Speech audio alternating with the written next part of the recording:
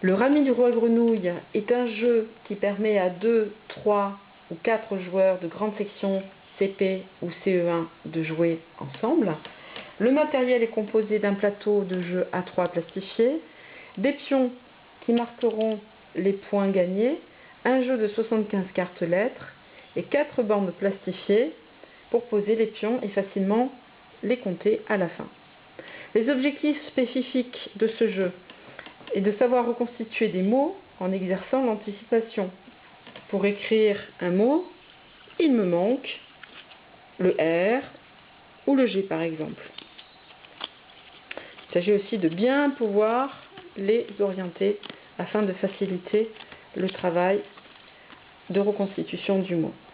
Pour cela, un petit chiffre en hauteur permet à la fois de vérifier qu'il n'en manque aucune et également de pouvoir aider les élèves à les orienter. En fonction des cartes en main, il s'agit d'analyser le ou les mots susceptibles d'être reconstitués et de mettre en œuvre une stratégie pour gagner le plus de pions possible.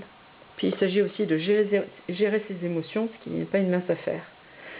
Au niveau du déroulement du jeu, le meneur du jeu, bien souvent c'est l'adulte, distribue 11 cartes à chaque joueur, le reste du paquet est mis à la pioche.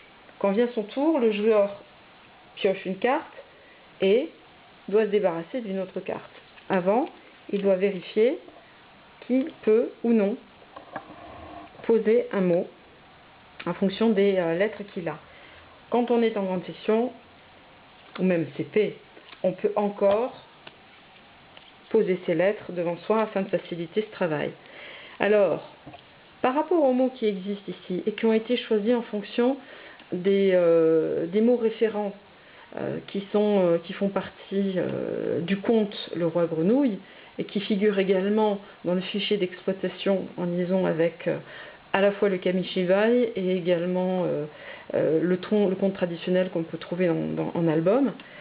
Ces mots sont indiqués donc sur le plateau de jeu. Il est possible par exemple d'écrire le mot roi, R-O-I. Mais il est possible également avec ce jeu-là d'écrire le mot table, qui rapportera plus de points puisqu'il fait partie de ces mots qui ont 5 lettres et qui rapportera, ce mot table rapportera beaucoup plus de points que le mot roi qui n'en compte que 3. À ce moment-là, l'animateur valide le mot qui a été posé devant le joueur. S'il est validé, à ce moment-là, les pions sont donnés en fonction du nombre de lettres.